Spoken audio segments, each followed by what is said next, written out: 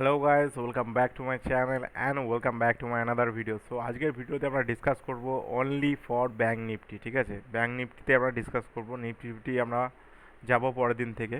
আজকে শুধু আমরা ডিসকাস করব যে ব্যাঙ্ক নিফটির মুভমেন্ট কি হতে পারে কালকে, যেহেতু বাজেট ডে আসছে পরশু দিন। ঠিক আছে, অর্থাৎ মঙ্গলবার আই থিঙ্ক।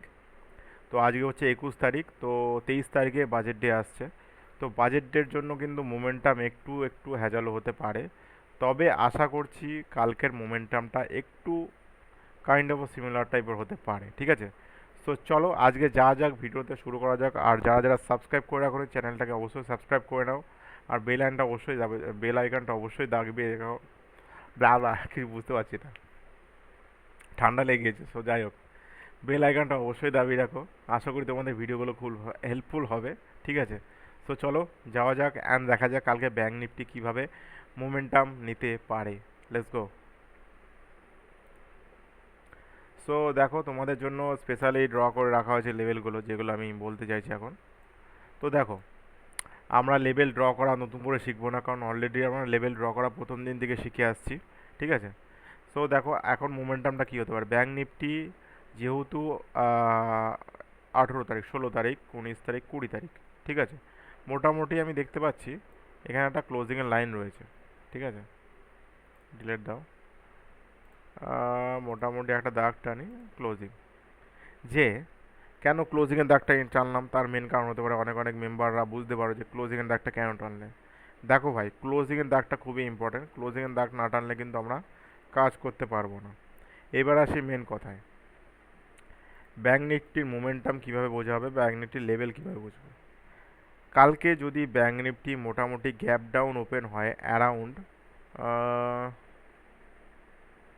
52,200-র কাছাকাছি, 52,150, ধরো 150-এর কাছাকাছি যদি ওপেন হয় মার্কেট, তাহলে কিন্তু ব্যাঙ্ক নিফটি পুরো 150-এর নিচে, যদি বলি নিচে নিচে নিচে, হ্যাঁ ধরো 52,100 কাছাকাছি যদি মার্কেট এখানে কোথাও ওপেন হয়, মার্কেট কিন্তু নিচের দিকে প্ল্যানিং যাবে, নামবে। বুঝে গেলাম। আই রিপিট এখানে 52,100 নিচে যদি মার্কেট ওপেন হয়, মার্কেট কিন্তু নিচে নামবে। ঠিক আছে, কারণ ওভারঅল ট্রেন্ড ডাউনে রয়েছে, কিন্তু শর্ট টার্মে ট্রেন্ড দেখি আমি আপ ট্রেন্ডে আছে। ঠিক আছে, এবার দেখো নেক্সট মোমেন্টাম কী হতে পারে। যদি ব্যাঙ্ক নিফটি এখানে কোথাও ওপেন হয় অ্যারাউন্ড 52,200 কাছাকাছি, 279, এখানে কোথাও যদি ওপেন হয় মার্কেট, আগে কী করে মার্কেট এখানে যদি সাপোর্ট নেয়, ভালো কথা, ক্লোজিংয়ে সাপোর্ট নিয়ে, ট্রেন লাইনে সাপোর্ট নিয়ে দেন মার্কেট কিন্তু আপসাইডের দিকে মুভ নিতে পারে। কত দূর, এদিক থেকে একটা সাপোজ আমরা ট্রেন লাইন ড্র করবো। অ্যারাউন্ড আগের দিনে ক্লোজিং আছে মোটামুটি 52,399, ধরো 52,400, 52,400 লেভেলটায় সাপোর্ট নিতে পারে, নিয়ে কিন্তু মার্কেট রেজিস্ট্যান্স নিতে পারে, নিয়ে কিন্তু মার্কেট আবার নিচের দিকে টানতে পারে, দিয়ে উপরে। বোঝা গেল? এটা হচ্ছে আমার সিম্পল লজিকে আমরা ট্রেড করব। এইবার বলি, যদি ইন কেস ব্যাঙ্ক নিফটি আরও অ্যাভোভ ওপেন হয়, সাপোজ এখানে কোথাও ওপেন হচ্ছে 52,300 কি 400-র উপরে মার্কেট ওপেন হচ্ছে, আর কী করবো, ক্লোজিং কাছে মার্কেট টাচ করার চেষ্টা করবে। ক্লোজিং কাছে টাচ করে মার্কেট কিন্তু আপসাইডের দিকে প্ল্যানিং করবে। ঠিক আছে, অ্যারাউন্ড 52,800 লেভেল আমরা দেখবো, তবে অত দূর যাবে না, তবে চেষ্টা করবো, দেখা যাক কী হয়। তো মোটামুটি বোঝা গেল যে ব্যাঙ্ক নিফটির মোমেন্টামটা কি। যদি ব্যাঙ্ক নিফটি, আমি আরেকবার বলে দিচ্ছি, যদি ব্যাঙ্ক নিফটি মোটামুটি 52,100-র নিচে সাস্টেন করে, তাহলে কিন্তু ব্যাঙ্ক নিফটি নিচের দিকেই প্ল্যানিং থাকবে ওভারঅল মার্কেট কালকের। আর যদি ব্যাঙ্ক নিফটি মোটামুটি 52,400-র উপরে থাকে, তাহলে কিন্তু মার্কেট আপসাইডের দিকে প্ল্যানিং করব।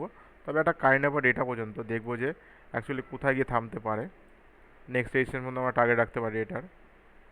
ঠিক আছে, বা কোনো ওইখান থেকে একটা শর্ট টার্মের ট্রেন্ড লাইন হচ্ছে সেটা দেখতে পারি। ঠিক আছে, এইখানে মোটামুটি এই পর্যন্ত আমরা টার্গেট রাখতে পারি। ঠিক আছে, 52,711, 16 সামথিংয়ে টার্গেট আমরা রেখে চলতে পারি। যদি এটা ব্রেক করে দেয়, মোটামুটি ব্যাঙ্ক নিফটিতে ভালো একটা মোমেন্টাম কালকে আশা করা যেতে পারে। ঠিক আছে, এবার খুব সম্ভবত বাজেট আসছে, ব্যাঙ্ক নিফটি একটু হ্যাজাচ্ছে এখন। ব্যাঙ্ক নিফটি বলে না, সব কিছুই মার্কেটে এখন একটু হ্যাজানো টাইপের চলছে। ঠিক আছে, তো আশা করি ব্যাঙ্ক নিফটি তোমাদের মোমেন্টামটা বোঝা গেল, ব্যাঙ্ক নিফটি কালকে মার্কেটে কীভাবে কাজ করব। যদি ভিডিওটা ভালো লেগে থাকে তোমাদের অবশ্যই একটা লাইক করবে, শেয়ার করবে, and don't forget to subscribe, কারণ তোমরা সাবস্ক্রাইব না করলে আমাদের চ্যানেলটা গ্রো হবে না। আর আমাদের চ্যানেল যদি গ্রো না হয় তোমরা কিছু সেইভাবে বাংলাতে আই থিঙ্ক শিখতে পারবে না। আমি বলছি না যে আমি ভালো শেখাই, এমন হতে পারে আমার থেকে ভালো ভালো অনেক লোকজন শেখায়, কিন্তু আমার শেখানোর স্টাইলটা একটু ডিফারেন্ট, একটু কাইন্ড অফ তোমাদের তোমাদের তোমাদের মতো করে বোঝানোর চেষ্টা করছি যে যাতে তোমরা ভালো করে বুঝতে পারো। কারণ আমি বলি, যারা মোটামুটি ধরো খুব বিগিনার, কিছুই জানে না কিছুই বোঝে না, তাদেরকে বোঝানো খুব সোজা, ঠিক আছে। কিন্তু যারা মোটামুটি সব কিছু জেনে বুঝে মার্কেটে আসবে, তাদেরকে বোঝানো কিন্তু খুব টাফ হয়ে যায়। সো আই গেস তোমরা জেনে আছো কি না জেনে আছো আই ডোন্ট নো, বাট আমি বলতে চাইছি যদি তোমরা ফ্রেশ মাইন্ডে আসো, অবশ্যই তোমরা ট্রেডিং আমার থেকে শিখে যাবে ফ্রিতে, ঠিক আছে। চলো যাওয়া যাক। আর ডেসক্রিপশানে ভালো কথা বলে দিই, আর ডেসক্রিপশানে আমার এঞ্জেল 10 দা আপস্টক আর কি আছে ধান, হ্যাঁ, সব কিছুতে অ্যাকাউন্টের লিঙ্ক দেওয়া আছে। যারা যারা মনে করো লিঙ্ক নিয়ে, ডেসক্রিপশানের লিঙ্ক নিয়ে অ্যাকাউন্ট ওপেন করবে, তারা অবশ্যই অ্যাকাউন্ট ওপেন করো। তাদের জন্য আমার তরফ থেকে একটা স্পেশাল গিফট আছে, যারা যারা আমার লিঙ্ক থেকে অ্যাকাউন্ট ওপেন করবে। সো চলো যাওয়া যাক, অ্যান্ড দেখা হচ্ছে নেক্সট দিন নেক্সট ভিডিও নিয়ে। ততক্ষণের জন্য সবাই ঘুমিয়ে থাকো না, কাজ করো। Good night. বাই।